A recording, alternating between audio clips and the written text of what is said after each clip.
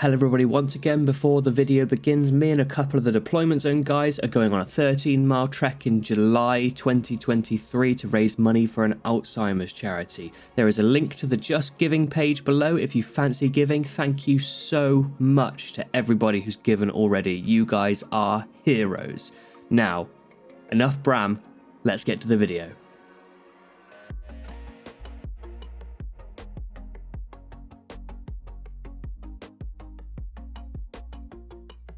So as most of you should know, this channel is just about me doing my hobby sometimes, as opposed to any kind of gimmicky video. And this one, I just wanted to paint Han Solo from Hoth. This is a cool little 3D print that I was sent by my friend Brapscallion from the DZTV community, and it's about time for me to paint him. What I'm going to try and do to keep this paint job interesting for me, and also have some kind of a video that's not just me painting a model, not that that'd be a bad thing, is to try and paint this guy without using any pre-mixed Games Workshop shades. Why am I doing that, you may be asking? Well, just for a bit of fun really. It's nice to challenge yourself, sometimes take away a few key tools that you normally use in a job and see how you do without them. So when it comes to the stage where I'm adding a few shadows, we'll have to check in and see how I'm doing. Before we get to all that though, we have to do all the base coating, and I based all the colours I'm using here off of a reference image I found on Google Images of Harrison Ford looking particularly unhappy in quite a cold environment. Starting with the trousers and gloves, they almost look like a sheepskin style colour, so I went for Screaming Skull, which is normally a layer paint, and I actually used it as a base coat. It covered really nicely, surprisingly, probably because of the bright white primer I'd used. I made sure to use this colour to cover off his trousers, the cuffs of his gloves, and the balaclava he's got inside his hood. That base coat done, I moved on to his coat. It looks like he's got quite a rough fabric textured coat, as you could tell from the reference image, so I went in with rhinox hide. Now, I need to make sure this doesn't end up looking like leather, so there can't be any scratches, and the highlights need to be fairly subtle. The great thing about rhinox hide is it's really dark and covers really nicely from the get-go over any primer. So not only is it going to cover in one and a half coats in a few cases, it's also going to act as the shade immediately. Now, I'm no colour theory expert, or even painting expert, or expert of anything relevant to this video anyway, but I'm employing a painting technique here where I put my darkest colour down first and then add my mid-tone and highlights, essentially starting with my shade. I really enjoy using this method, as it feels like I'm never going back on myself, I'm always moving forward, so it's quite nice. We'll check in on the coat later. Until then, I have to add Sandry Dust, or any generic khaki colour will work, to all the fur around his hood, and also a few areas like his boots. With the fur and the trousers, I am starting with a mid-tone, so I will need to go back on myself. I'm employing a few techniques here based on the paints I had available and also what I enjoy doing. Now, the only reference image I could get for the boots themselves was from a fancy dress costume, again from Google Images. I'm not going to show that image because it's essentially just hearsay. I have no idea. All of that complete, I used some black on his DL44 blaster. That, surprisingly, was the only black detail on the entire model, so then I went in with a different brown, in this case the second part of the amazing duo that is Rhinox Hide and Montfang Brown, so Montfang Brown, and base coated all of his leather pouches and bandoliers. This is because the leather that's in the reference photo is actually really quite bright, so it made sense. Normally at this stage I go in some Guilliman Flash contrast paint because it's an easy one-coat skin, but I'm not using shades, and contrast paints feel a little bit like they do shading for you, so I used some good old-fashioned Bugman's Glow. After that, I went in with some Sandry Dust just to cover off the hat that I'd completely forgotten about, and also the interior of the glass of the goggles. This is because if you look at the reference photo, you can see straight through the glass to his hat that he's wearing underneath, so I decided to match that rather than painting a glass effect on top. By glass effect, I mean like a blue reflecting the sky. So whilst it may look a little bit odd now, it is true to the source material. So that's all the base coats complete, so it's time to start working on his highlights and shades. Focusing on the knee pads, gloves and scarf initially, I'm using Ulthuan Grey from Citadel. It's a very subtle colour, so it can be hard to see, but this is laying down the base coat for pure white later. Then I thinned down some Dawnstone, which is another very bright grey, and used that as my first shade layer in between the recesses of the fingers and the knee pad slats. I said slats, it's like a crosshatch effect. Don't know what material it's supposed to be.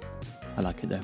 Have no fear if you can't really see what's happening here because of the bright light. I couldn't really see either. These are very subtle colours, but we do come back in later and make them stronger with some darker colours and some brighter colours. Whilst I had the Dawnstone, I also highlighted his little box thing and did some very subtle non-metallic metal on his blaster.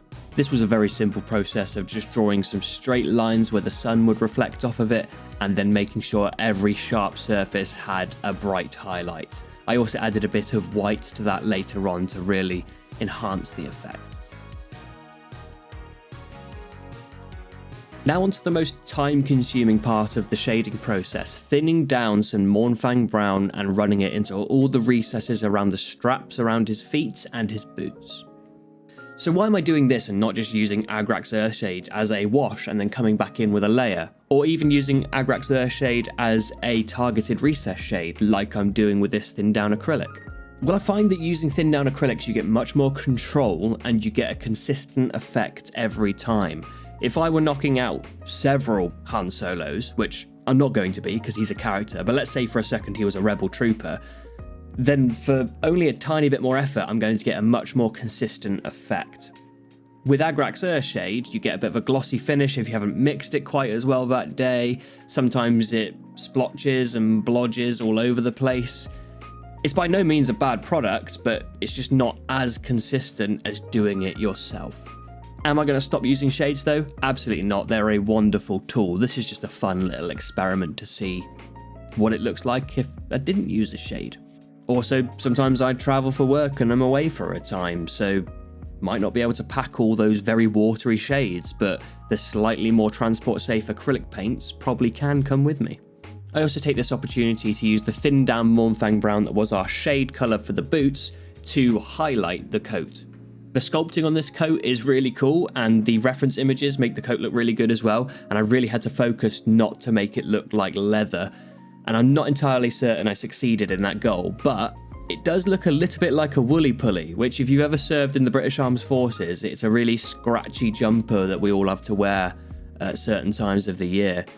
I quite like it, the way it looks, but not the way it feels. But yeah, this just looks like a longer woolly pulley with a zip up front. Another cool thing about not using shades is that it's just a challenge. I mentioned at the start of the video, sometimes it's interesting to just take certain tools away and see how you succeed. Then you'll find out what's really, really important. So I wouldn't advise taking away your brush, for example. Finger painting is great. Not sure it's going to work in this situation. But certain things, like shades or very specialized paints, are they always necessary? Does it mean they're bad? Absolutely not. Does it make your life easier and make things quicker? Yes. If I was using a shade here, this probably would have been done a little while ago, but I actually much prefer the paint job in this situation. While I've been talking, I've also been highlighting up the face using basically the standard Games Workshop way of doing things, minus the Reikland Flesh Shade step. So I started with Bugman Glow, then I went in with some Mournfang Brown into the recesses instead of the premix shade, and I'm now highlighting up through various shades of skin tone. I think what this process has taught me is that for commission models or character models or stuff that I'm putting a lot of effort into, I'm probably going to continue to use this no shade method. Unless, of course, I'm doing metallics, because nothing beats a metallic followed by null oil. It just makes sense. But I really am enjoying the process of not using shades, and it makes me feel just that little bit more professional. I'd love to know what you think. Let me know. What do you feel about removing some of your tools every now and again just for a bit of fun? Is it fun? Am I just insane? I don't know. It's a very common question I ask myself. At this stage, we're nearing the completion of the model. I've shaded all the fur, the gloves, everything. So now I'm just going in with some pale sand to highlight the cuffs of the gloves, and I also go in with some pure white on the gloves themselves, the scarf, etc, etc.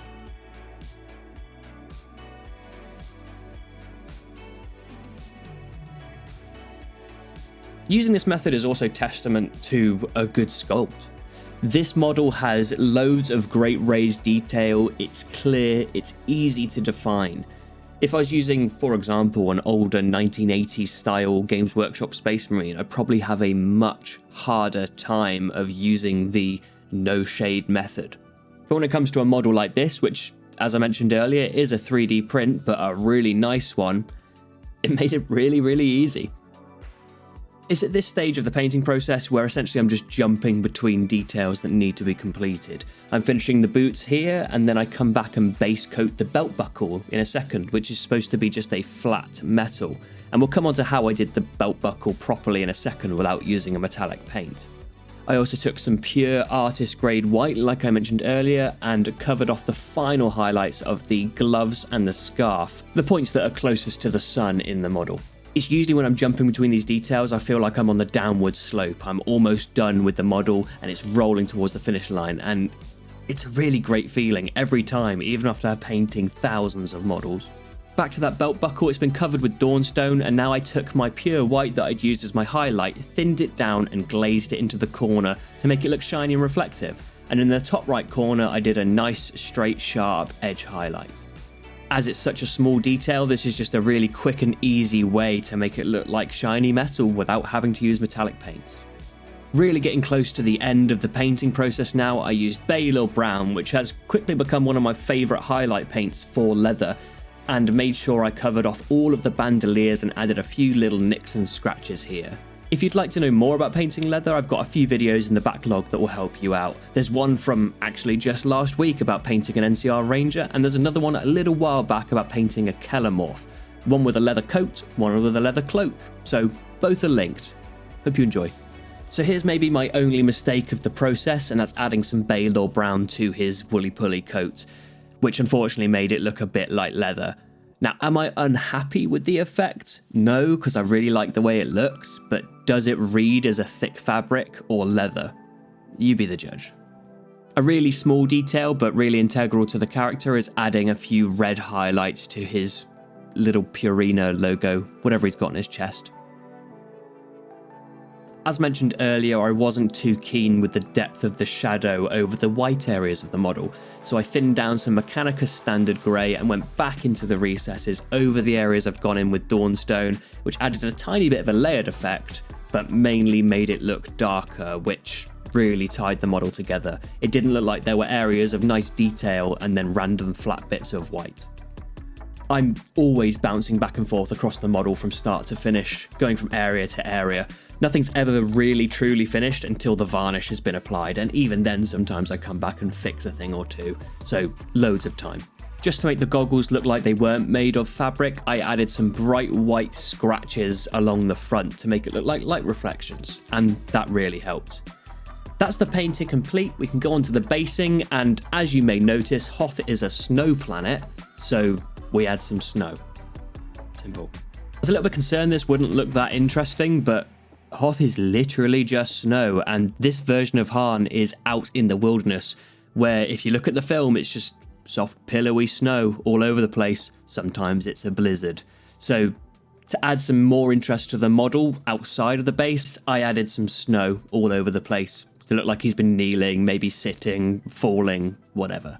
When I do another version of Han that's inside the Rebel base, or Leia for example, I will add a few boxes and bits all over the place, but it just didn't make sense for this model. There's no boxes in the wilderness unless he's brought it with him, in which case, where's his tauntaun? To rim the base, I decided to go a different direction and use a light grey. Grey Seer was too light, so I went in with Dawnstone and was much happier. Normally a big advocate for using black, but hey, it's a bit different and I really like it. Anyway, that's been another video. I hope you enjoyed this one. I definitely did. I've got to paint more Star Wars stuff in the future, haven't I? I've been Sam. See you next time.